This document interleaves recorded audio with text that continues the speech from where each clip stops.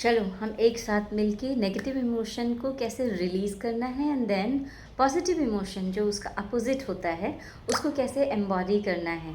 Because जो आप अंदर फील कर रहे हैं, जो आप महसूस कर रहे हैं, उसको आप मल्टीप्लाई कर रहे हैं। तो बिकॉज हम इस प्रिंसिपल को हमेशा याद रखते हैं, तो इसलिए हमारे लिए ये एक्टिविटी करना बहुत इम्पॉर्टेंट हो जाता है कि अगर आप नेगेटिव इमोशन में हैं तो उसको रिलीज़ करें। तो कैसे रिलीज़ करना है? एक साथ close your eyes and one hand on the heart. First, check your emotion, what you are feeling.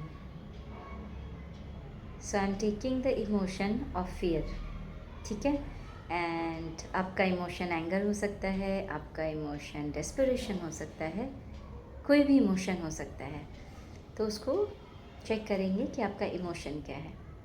Immediately उसके बाद जैसे ही आपको याद आता है कि मेरा इमोशन फियर है, उसकी जो सेंसेशन है बॉडी के किस पार्ट में महसूस हो रही है। It can be in your head area, forehead, it could be heart area, it could be other part of the body, shoulder, anywhere. Scan करने के बाद बोलेंगे आई am sorry, please forgive me, thank you, I love you, I am sorry, please forgive me, thank you, I love you. And ये जो forgiveness है ये particular उस emotion को हील करने के लिए है। अगर आप पूरे फोकस के साथ उस इमोशन के लिए ये फॉरगिवनेस करेंगे तो वो इमोशन आपकी बॉडी से डिसअपियर हो जाएगा एंड आप लाइटर फील करेंगे। As if you are saying I am sorry my dear emotion, please forgive me for holding on, thank you so much for the release, thank you so much for giving me the lesson whatever you wanted to give me. I love you for healing me. I love you for teaching. I'm sorry. Please forgive me. Thank you. I love you.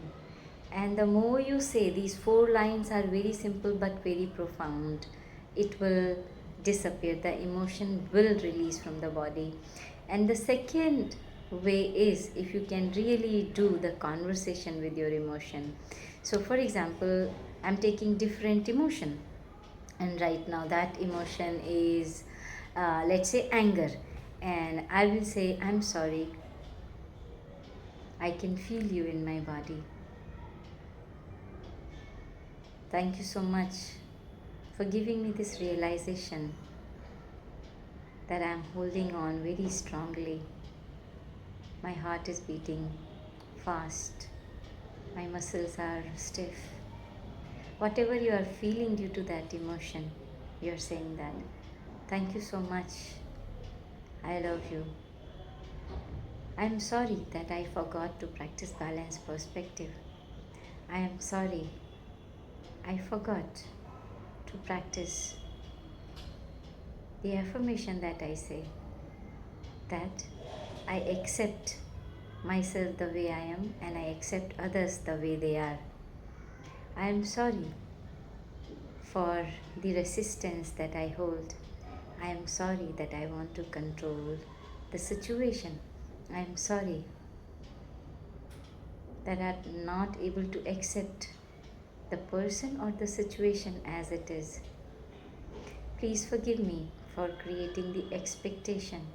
Please forgive me for being annoyed. Please forgive me because I'm not able to accept it, the person or the situation. Thank you so much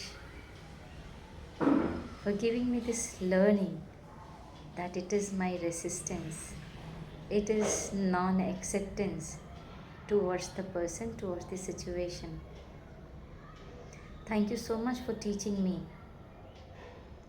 and teaching me to accept the person and the situation with all the differences.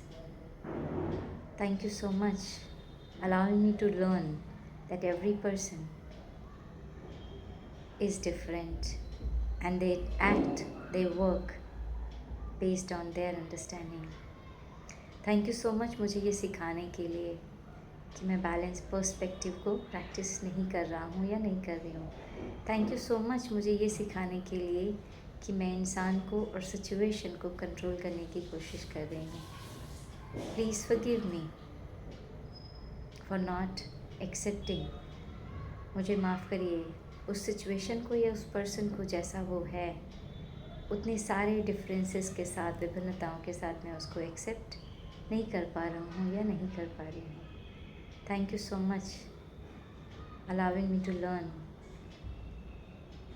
कि हर एक इंसान एक different सोच and समझ से life में काम करता है एंड सिचुएशन को संभालता है। जो मेरी समझ है, जो मेरी लर्निंग है, उसकी समझ और उसकी लर्निंग मेरे से टोटल अलग है। तो जिस काम को, जिस सिचुएशन को मैं डिफरेंट तरह से हैंडल करूँगी, उसी सिचुएशन को कोई और अपनी अंडरस्टैंडिंग, अपनी समझ से हैंडल करेगा। I am sorry for feeling angry. I am sorry for holding on the anger against the person और the situation. Thank you so much for teaching me the balanced perspective. Thank you so much for reminding me that everyone is different and I accept people with all the differences. I love you so much for teaching me this. I'm sorry. Please forgive me. Thank you. I love you. I'm sorry. Please forgive me. Thank you. I love you. I'm sorry. Please forgive me. Thank you.